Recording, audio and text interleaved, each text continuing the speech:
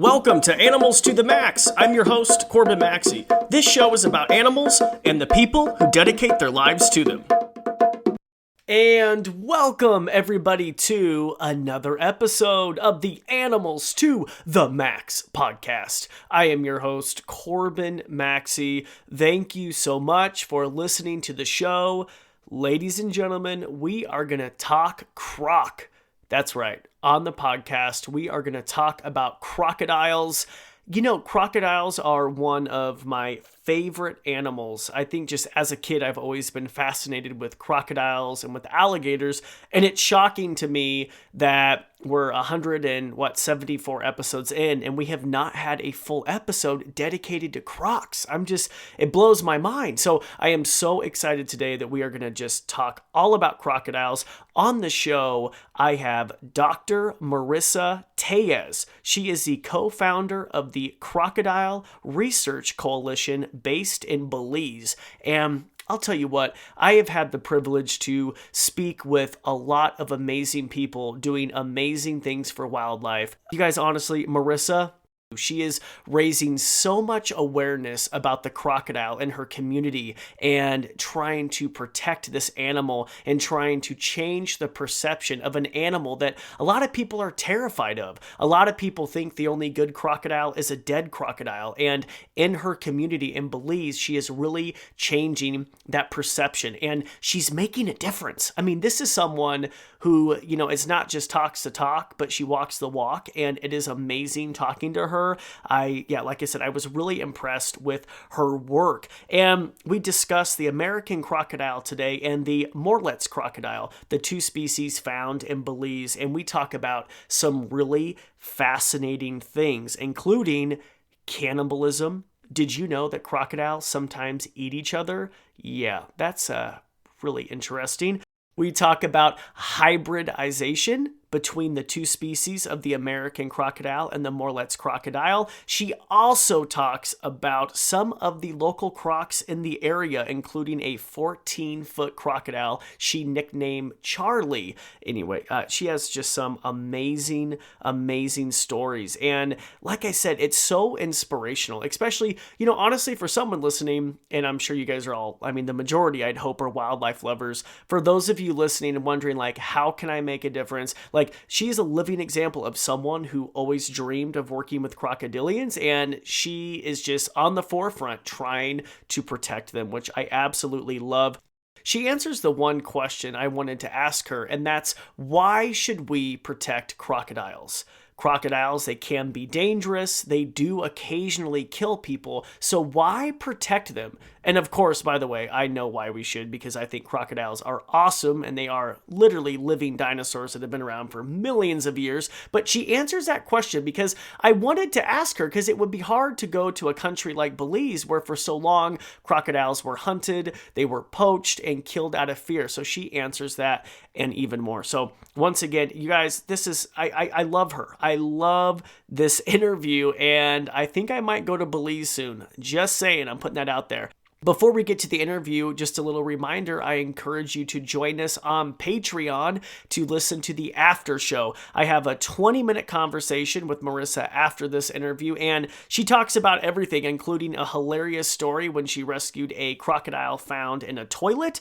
Yeah, could you imagine like trying to go to the bathroom and then you look down and there's a crocodile? Yep, she recounts that story. She also talks more about her wildlife research in Belize, croc parasites, and her scariest moment with the crocodile when she thought that her life was going to be over. She talks about how to survive a crocodile attack. That is all in the after show, and that is our Patreon only after shows. To join us, just head on over to patreon.com/animals to the max. Plans for Patreon just start at $10 a month. That's like 2 cups of coffee, and you get to listen to exclusive after show interviews. With that said, let's get to it. Please welcome to the show, Dr. Marissa Tellez. Let's talk croc. Marissa, welcome to the show. Hi, thanks for having me. I'm so excited. I am so excited to talk about crocodiles. Do you realize they're probably one of my favorite animals? That is so funny. They're my favorite animal as well. Yeah, and I actually... Besides Ewoks. I love Ewoks. Ewoks? You mean from Star Wars or Star Trek? Star Wars. I'm a huge Star Wars fan, and people that have been following my work for the last decade, they'll know that when we catch a crocodile, we name some of the crocodiles, especially our rehab crocodiles, a lot of them will have Star Wars names. Oh my gosh. Okay, so you are going to hate me. I've only seen like one Star Wars. I'm going to lose. I know. So I've seen the one. So I'm busy now. I can't talk. I know, right? Wait, is that offensive? It's like when someone says they've never seen the Friends TV show. I'm like, what? Or anyway, God, I've never really seen that. You've never seen Friends? No. What about Schitt's Creek? Have you seen Schitt's Creek? No. Oh my God! Okay, so now I'm busy. Okay, they're completely non-animal related, but they're funny shows to get my mind off the craziness. So anyway, I have never seen Star Wars. I've seen like one, I believe. One is like the one to watch if you were to recommend a Star Wars. Oh man, Rogue One. I know that's one of the more recent films, but it is probably by far my favorite. It really just encompasses all of what Star Wars is. Rogue One. And is this like the one they made back in the 70s? No, this is one that they made within the last 5 years, right. But it goes into the story right before Star Wars starts. Awesome. I love how we're talking about Star Wars. Welcome to the Animals Podcast. Oh, we're talking about Schitt's Creek and Star Wars. No, that's so funny. No, so I actually want to tell you that my good friend Savannah Bone from Gatorland recommended you. Yeah, Savannah and we have been good colleagues over the years. I believe the first time we actually met was in 2019 when my organization, the Crocodile Research Coalition, the CRC, we hosted an IUCN Crocodile Specialist Group regional meeting in which we had about 100 different crocodilian experts from Central America and the Caribbean. And in this meeting, we were discussing about all the various conservation and management efforts, as well as some of the issues we are all facing in this region to really move forward in crocodile conservation, but also conservation of their habitat, because we need habitat for successful crocodile conservation. You know, I always tell my team here, you know, what's the point? Like we're conducting crocodile research. We're conducting nocturnal eye shine surveys, capture surveys, you know, nest surveys. We're actually going out on a nest survey today, later this afternoon. And that's great. We're gathering all this research to obtain the data we need to make the most appropriate conservation and management plans for the species. But what's the point if all of its habitat is just plowed down and now you just have tons of development where there's not even good nesting habitat for the species? What's the point? And so that's why it's not just about concentrating on the species, but also concentrating and pushing conservation of their habitat, which then trickles into protecting their prey species and pretty much just having this nice positive umbrella effect to protect other species in the area. Because we don't know, maybe there's this cool relationship between jaguars and crocodiles. I don't know, they give a high five to each other ever so often. I don't know, or the tapir or the toucan.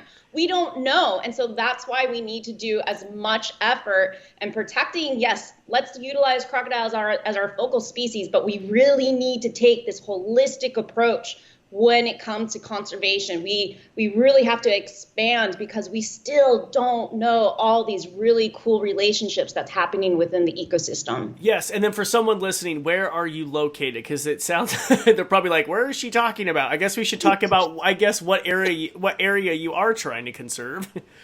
Yeah, so the CRC, we are based in Belize. This is a small little country in Central America, in the northern part of Central America. It's only about 22,000 kilometers square. We have just reached 400,000 people in the whole country. Wow. Yes, 400,000 people.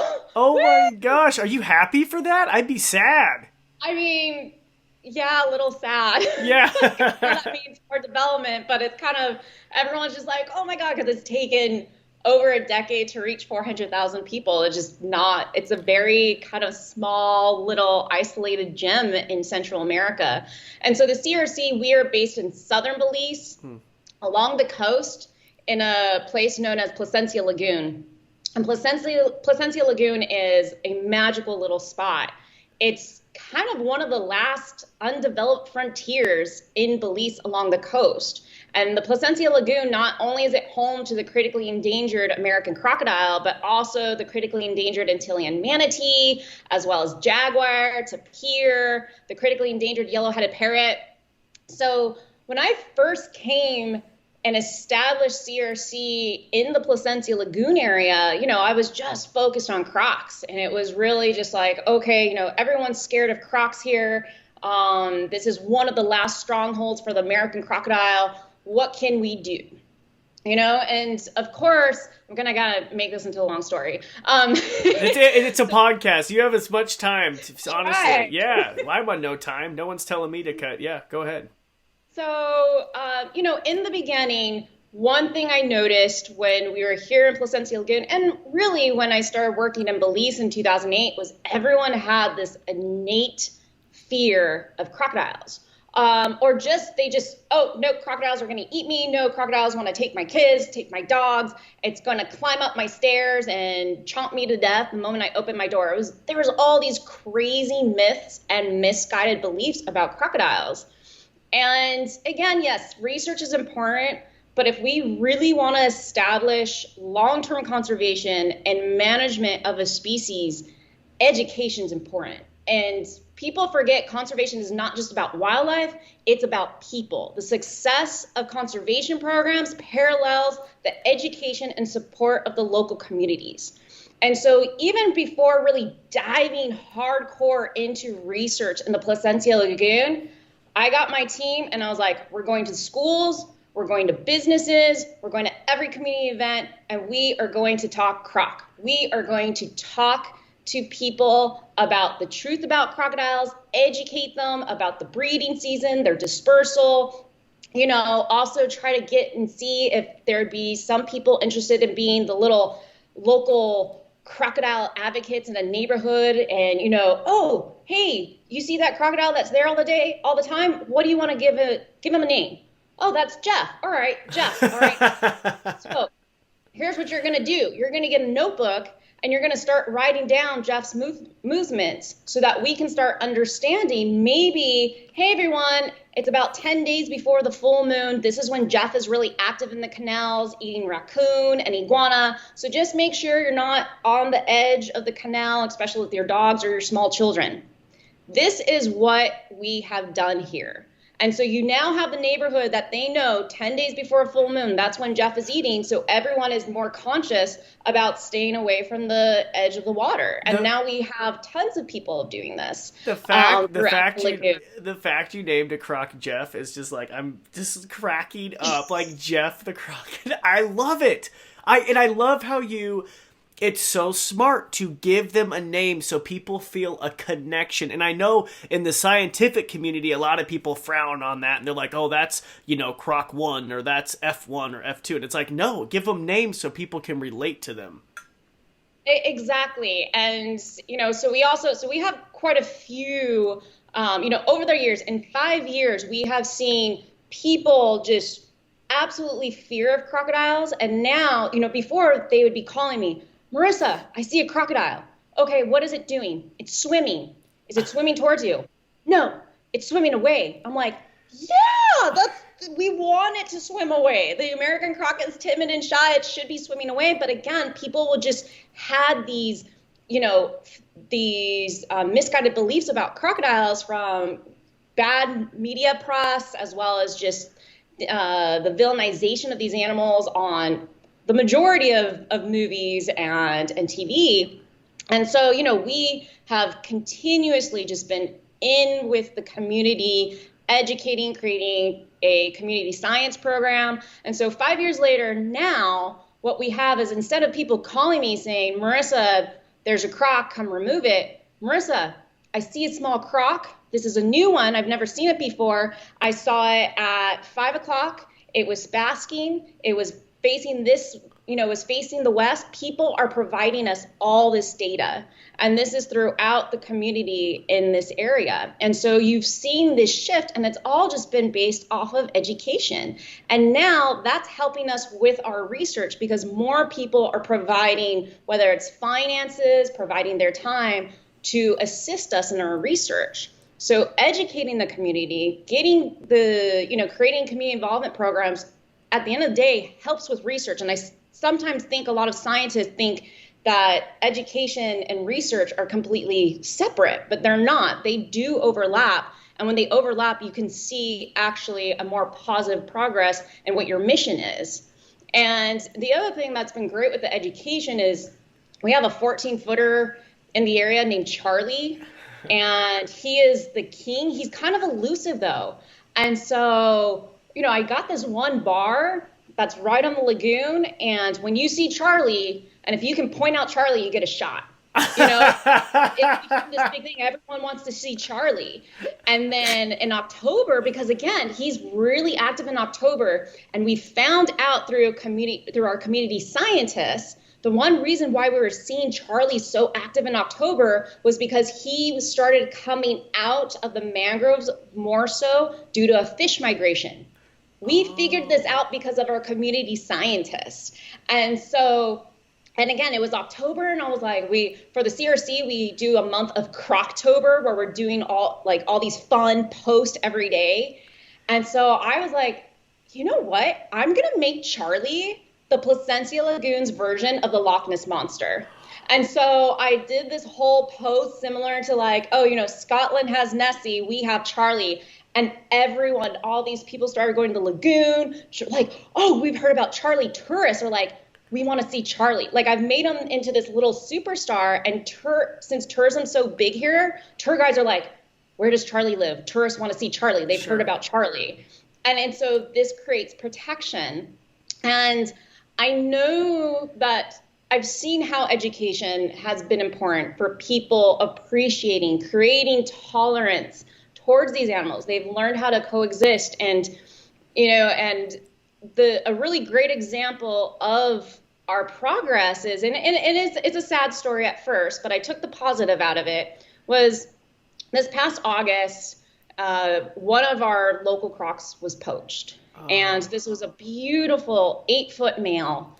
And he started to get used to our research boat as well as my voice. We never caught him. I just kind of gave him his space. And so 2 weeks before he got poached, I had a boat full of kids that had never seen a crocodile. And this animal let us get right next to him in our boat. And all these kids that had never seen a crocodile in their life were able to see this beautiful 8-foot American crocodile.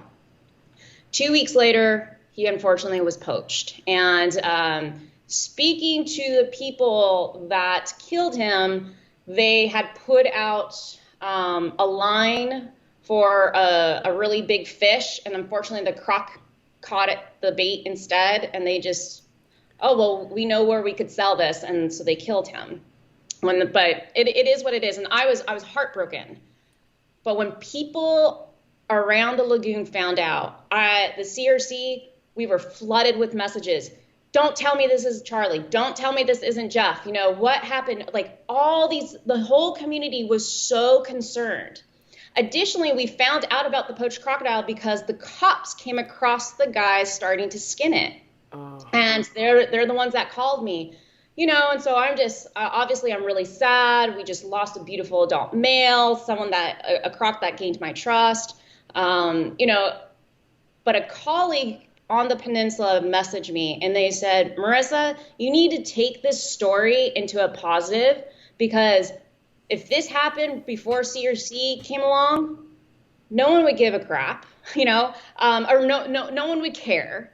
No one, everyone would ask, can I have a piece of that meat? The cops would have just shrugged and just kept moving. They're like, you and the CRC created a difference because people care. Several years ago, the cops wouldn't have done anything. The cops wouldn't have taken those guys to court. So it was just, oh my God, I took it as a positive. It was what we're doing in our education, it's working, and we are seeing a change.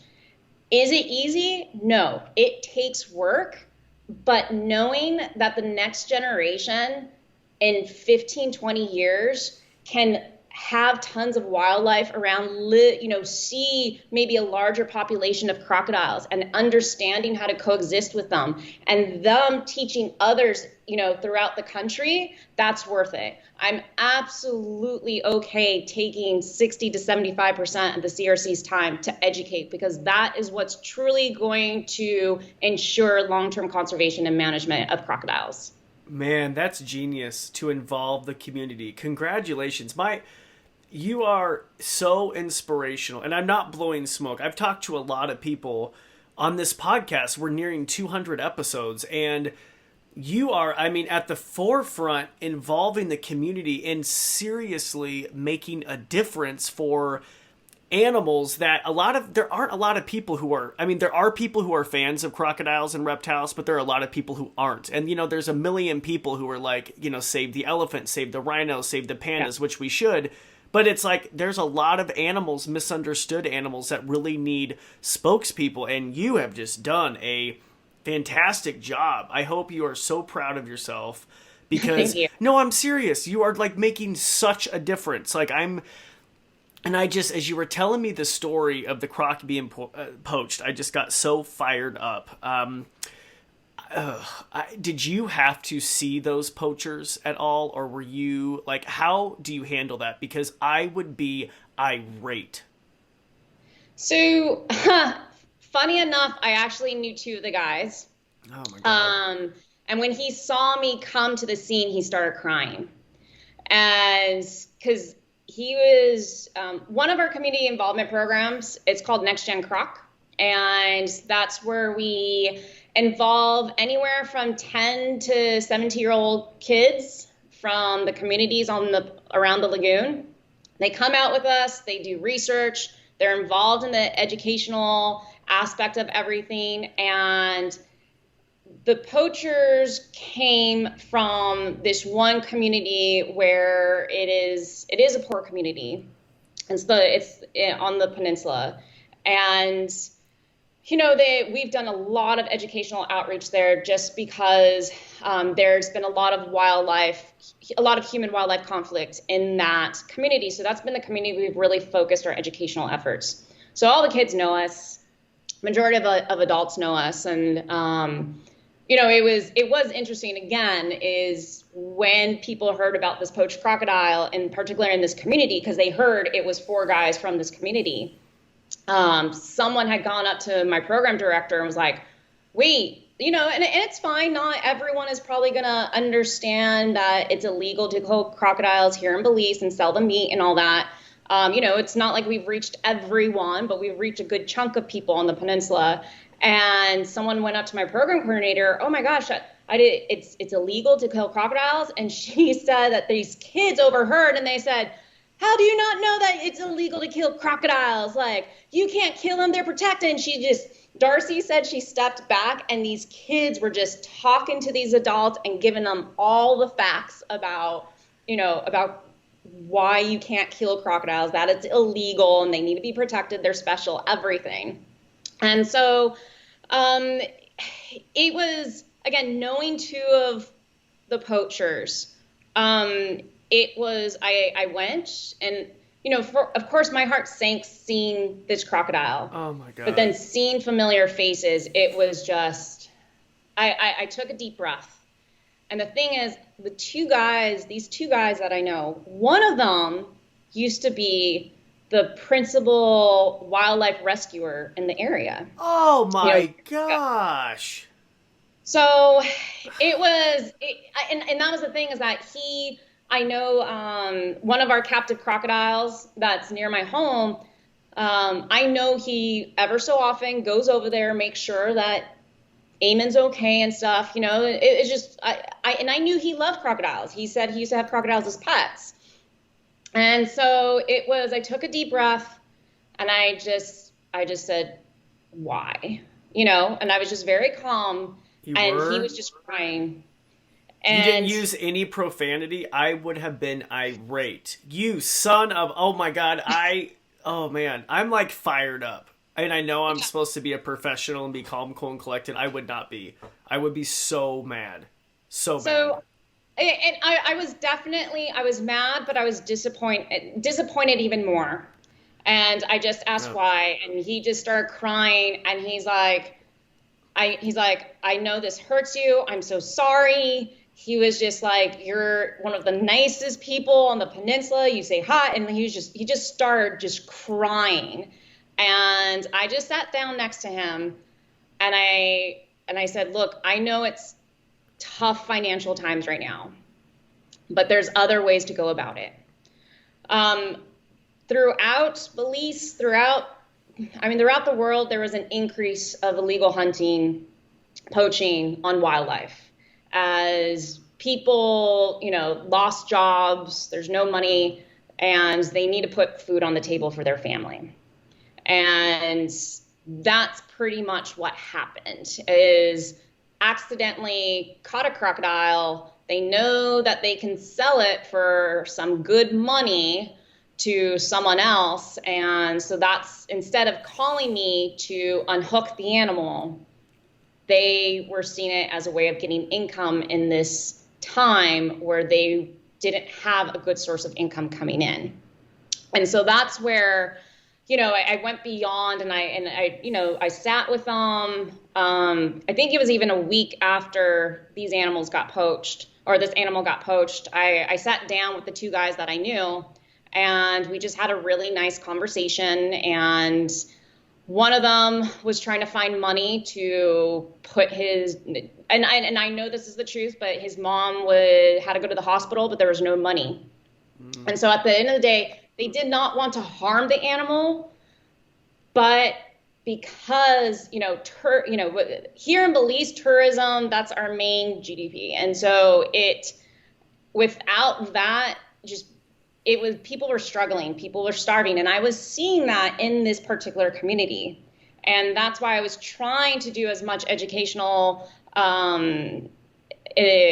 outreach, even during COVID, because there was a time in Belize where we could still go into communities per se, at least, just go around and talk to people. And that's what I was just trying to do, because I understood the issue that the wildlife was endangered around Placencia Lagoon, because people would go out, poach baby parrots, again, kill crocodiles for meat, kill peccary for meat, all this stuff, because they need to put food on the table. And so that,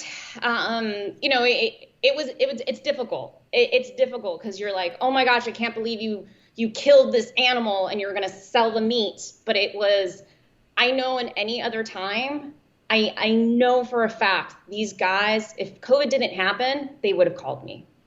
But they needed to put food on the table. They needed to put a family member in the hospital. You can't. I told him, I was like, I forgive you. I understand it's hard times.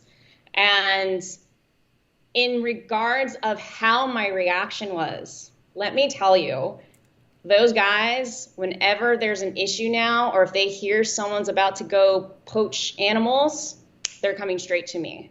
Because since I didn't go off on them and made them feel horrible and put myself in their shoes, it gained more respect. And now we have seen there's some members in that community, they're becoming more open to us in regards of any type of human wildlife conflict, because I was able to keep my cool. Well, and I'm happy you're able to do that. I don't think I would have. So kudos to you.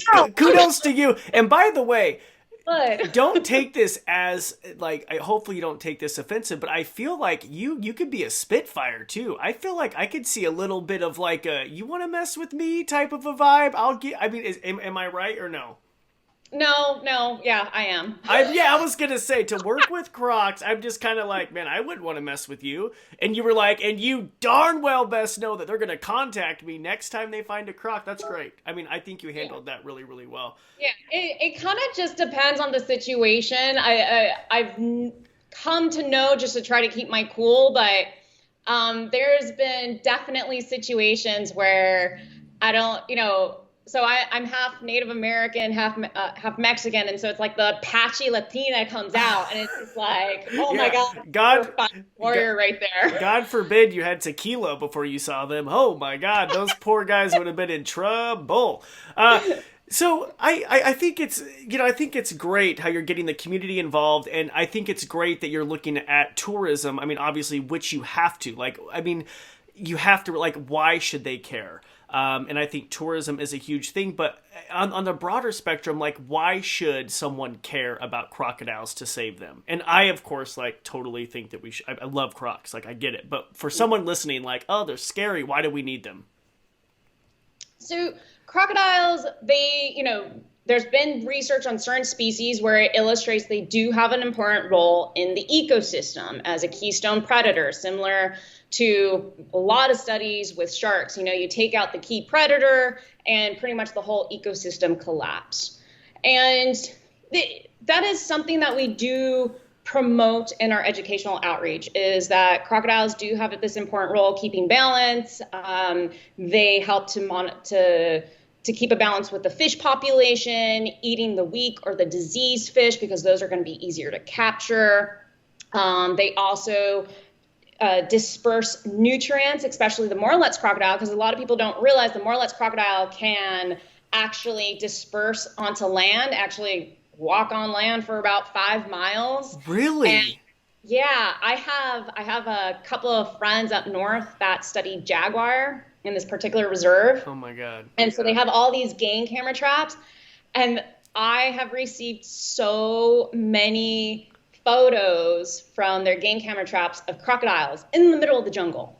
And they're like, Marissa, there's no close body of water. They're miles away. And the coolest was to actually see about a 7.5 foot Morlet's crocodile just walking in the jungle. It was super cool. And what's also interesting is the jaguars, they will predate on the smaller crocodiles that are transversing in the jungle. So there was one particular jaguar, he would always take his kill to a cave, and they would find all these crocodile skeletons, but they knew it was a jaguar because you could actually see the teeth marks of the jaguar. So he was predating on the smaller crocodiles that were roaming around the jungle. Yeah, and so that was pretty cool. I was gonna say, and then, so you have 2 species of crocodiles in Belize. Is that correct?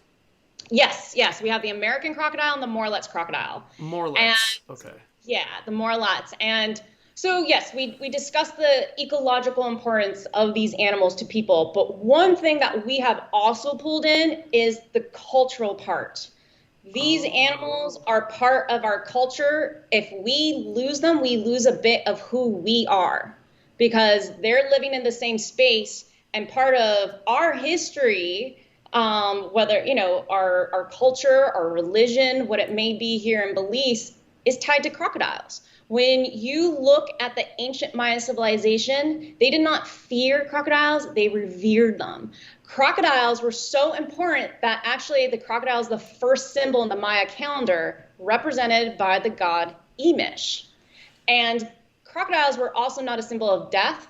They were a symbol of life and fertility, because not only of their top role in the ecosystem as a keystone predator, but also because of their ability just to live in water. Water gives life, and life is given by the gods. So actually, crocodiles were an animal connected to the gods.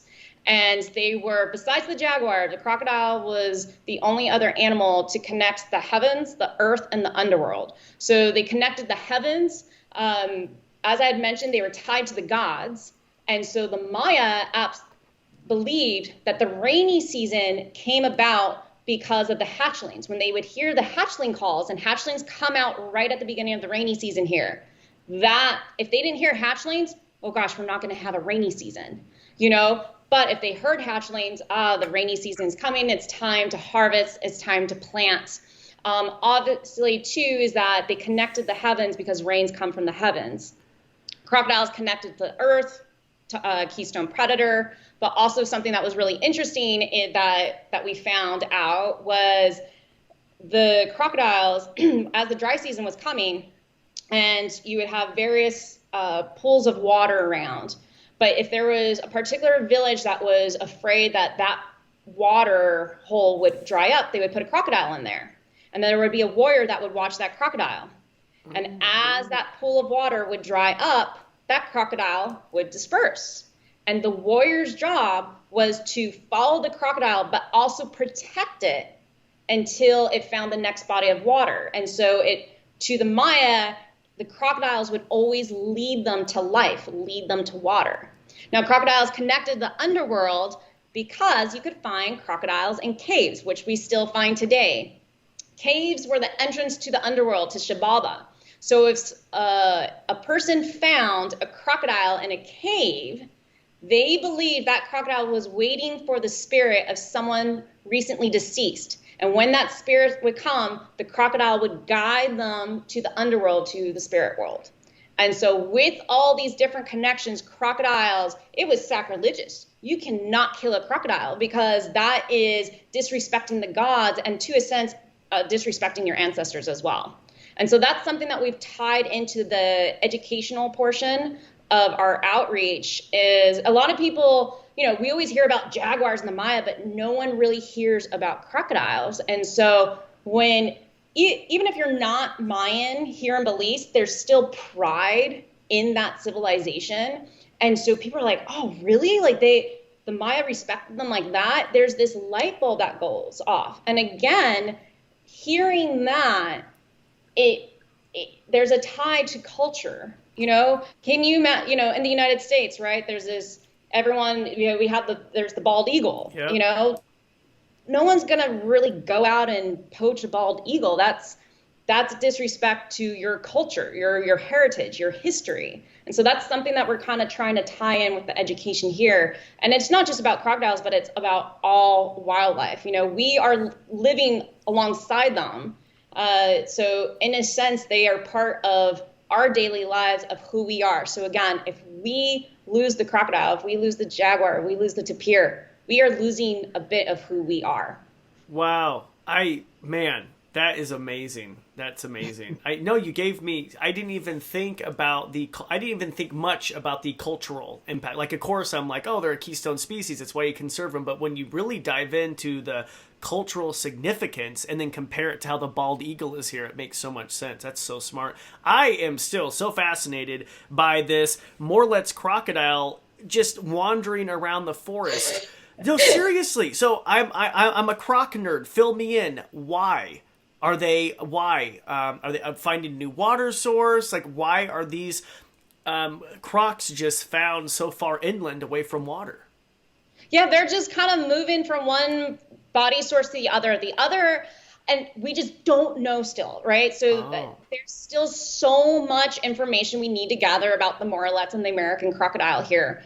But we do know the Morlet's crocodile is more of your terrestrial predator, more so than the American. The American is, more of a fish eater. And yes, the larger ones will take down a dog or a raccoon.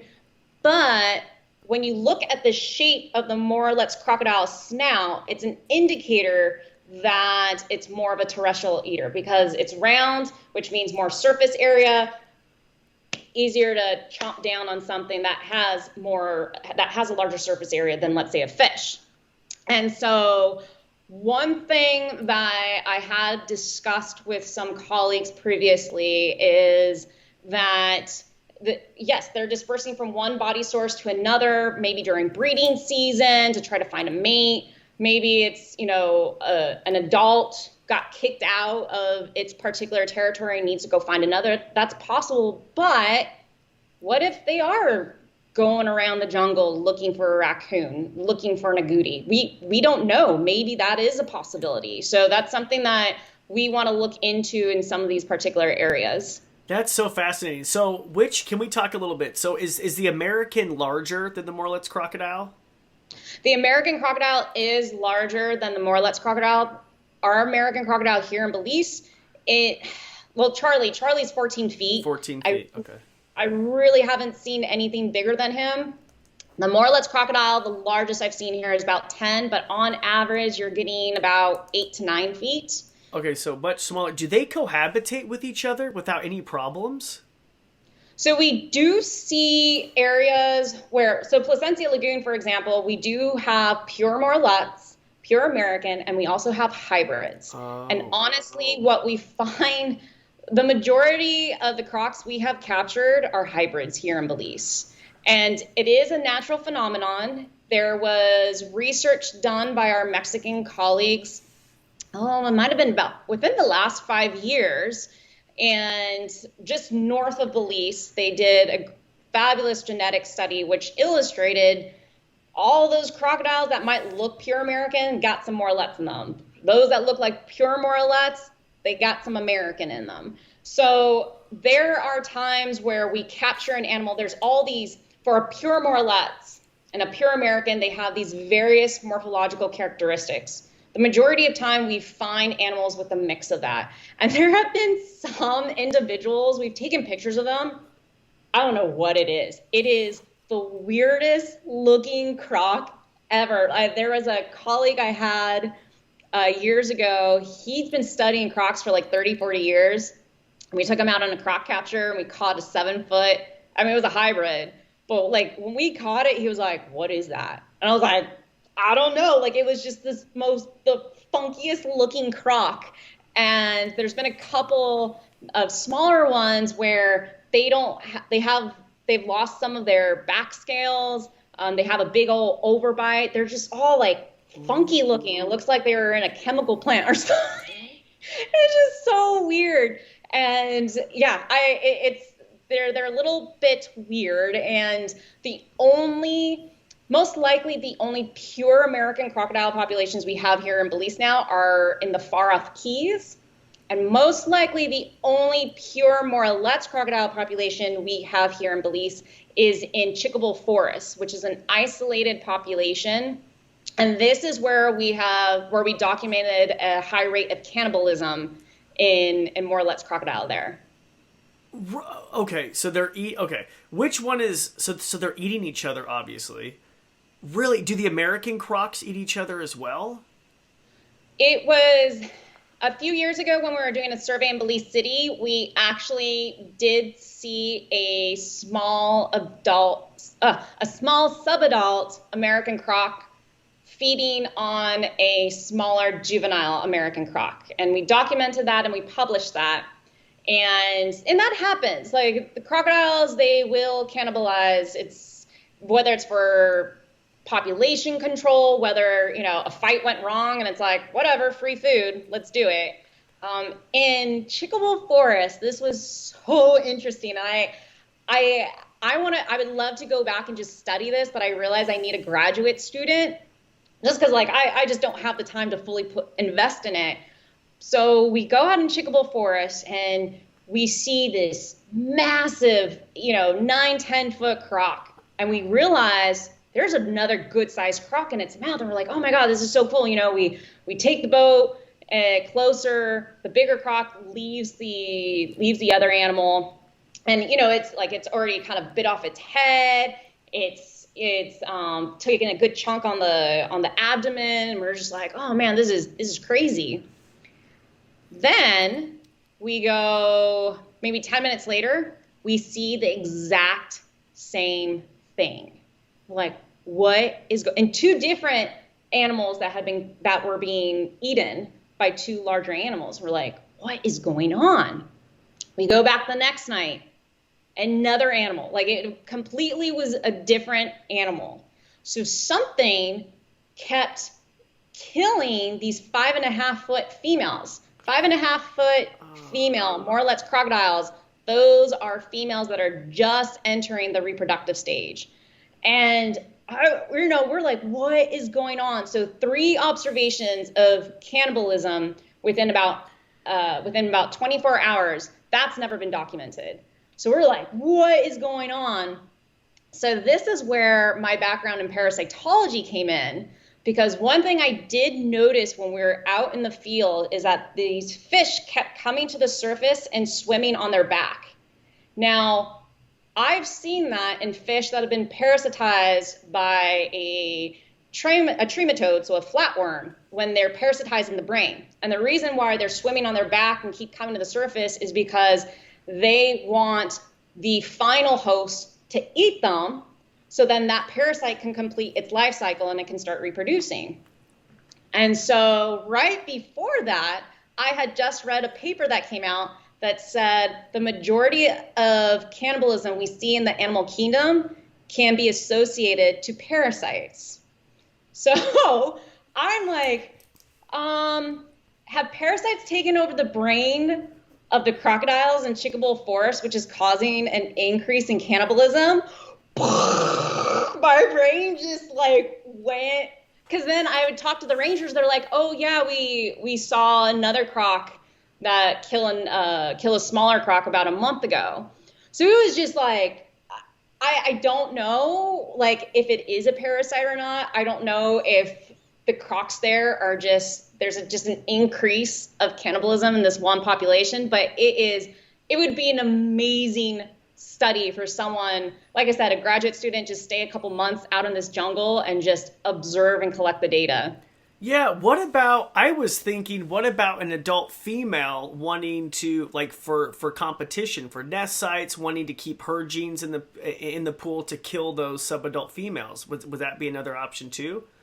Yeah, and so when we were collecting all the data and trying to identify the larger crocs, one thing it did seem was it was this female serial killer croc that was killing the younger females, and then you had possibly her, but also it seemed like there was two larger males that were coming in and consuming the corpse of the other crocs.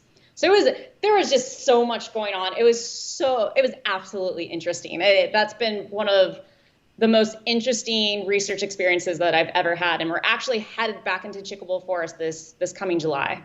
Oh my God, that's so exciting. Well, I have to tell you what, thank you so much for coming on the show. You're so passionate. Will you join us for the after show for our patrons? Yeah, of course. Okay, I'm so excited. Okay, now, by the way, if you do want to listen to the Patreon after show, just head on over to patreon.com/animals2themax, and that will give you an exclusive Patreon-only after show episode. I am, so fascinated. I just want to say so fascinated. Okay, so I'll save what I have to say for the Patreon only. But before we leave, for people who aren't going to go to the Patreon, please let them know, how can they find you? Can they help support the Crocodile Research Coalition? And how can they make a difference? So we are always looking for donations, whether it's towards our research, our education. You can even adopt a croc, one of our captive crocs. There's also our captive turtle known as Mad Max that chases our captive crocs away. She's amazing. Check her out on our YouTube. But so yeah, please head over to the CRC website, Crocodile Research Coalition, and you can donate there. Also, you can support us by following us on our various social media outlets. On Facebook, Instagram, Twitter, TikTok, YouTube, and you can also follow me on Instagram at crocparasites13, as well as on Twitter, as I tend to expand a little bit more from just what we're doing on the CRC. So you can go ahead and follow some of my research adventures as well as my target training adventures with our captive animals. Oh, that's amazing, and I will include all the links in the show notes. Thank you so much for listening. Join us, please, for the after show. Thanks for listening to the Animals to the Max podcast. If you enjoyed this episode, please share it with friends and family. Also, if you haven't already, hit the subscribe button. It really helps me out. As always, if you have any guest suggestions, if you want to email me personally, head on over to CorbinMaxey.com. And if you haven't already, check out our social channels. You can follow me at CorbinMaxey on Instagram, Facebook, and Twitter. We'll talk to you next time.